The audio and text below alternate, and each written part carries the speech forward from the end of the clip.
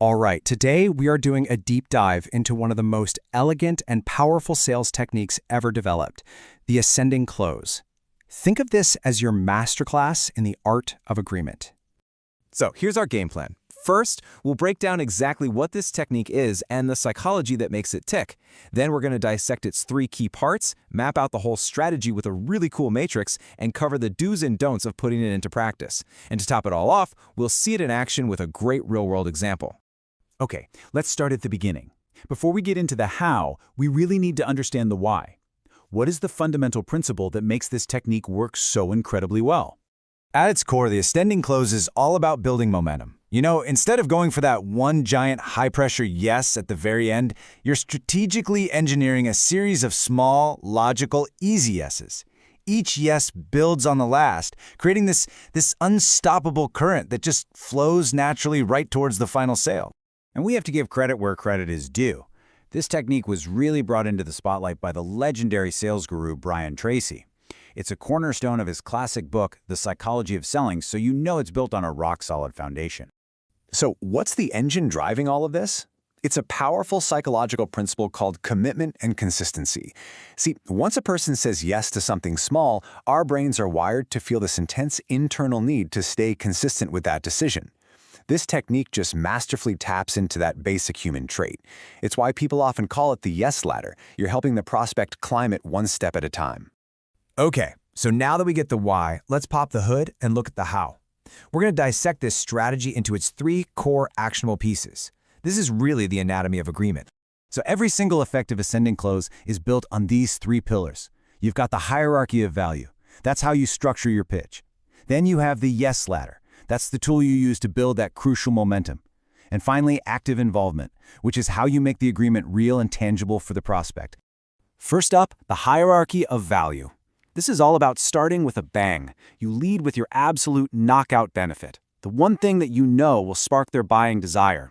From there, you work your way down the list. But, and this is key, you have to stay alert. If you see their eyes light up on a secondary point, that's your signal. You have to be ready to pivot and put all your focus right there. Now this is the tactical heart of the whole thing, the yes ladder. You're not just throwing facts at them, you're creating what are called agreement loops. You take every key feature and you rephrase it as a simple question, something like, now that would make things easier, wouldn't it?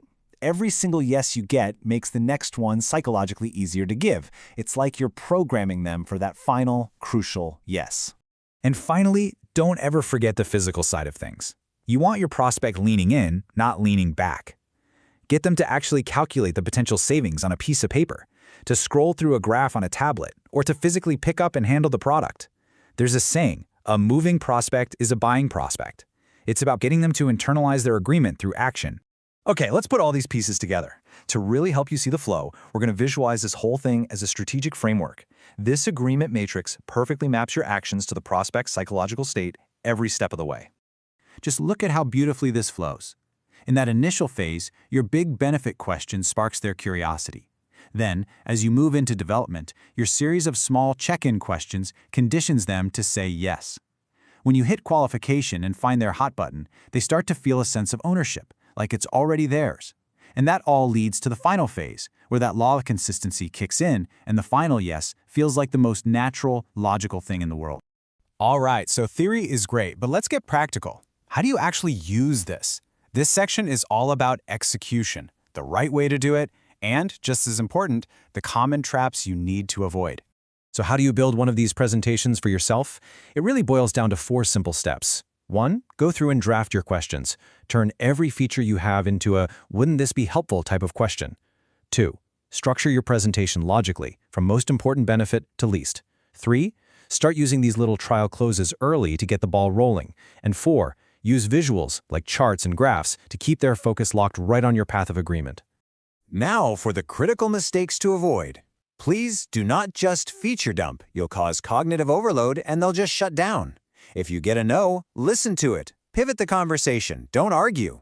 Also, make sure your prospect is comfortable and seated. A relaxed prospect is a focused one.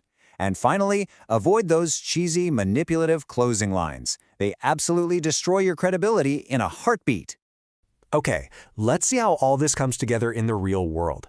I want to walk you through a step-by-step example of the ascending close in a typical SaaS sales scenario. So check out this opening. You start with that big, juicy, high-level benefit. See how this question frames the entire discussion from the get-go? It establishes massive value and gets that very first crucial micro-commitment. And here we go. First rung on the yes ladder. It's a simple, logical, totally low-stakes question tied directly to a feature. I mean, of course, it's important that their data stays synced. It's an incredibly easy yes. And now for the second rung. See the pattern? We're tying another feature to another clear benefit and framing it as another simple question. You're not just presenting features, you're building a case, brick by brick, using their own agreement. This right here is the magic moment.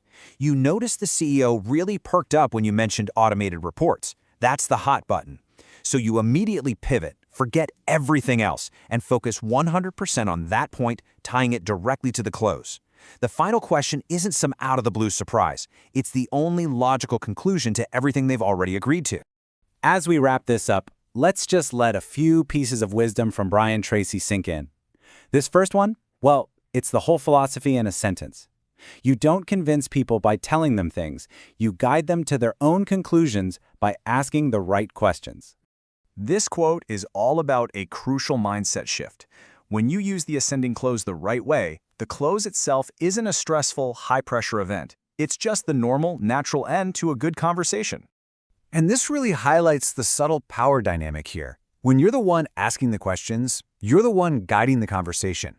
You control the flow, and you are leading the prospect down a path that you've carefully designed. And let's end on this powerful, motivational idea. What we've talked about today isn't just a clever theory. It's a proven method used by the best of the best. If you truly master this, you are adopting the habits and the strategies that consistently generate success.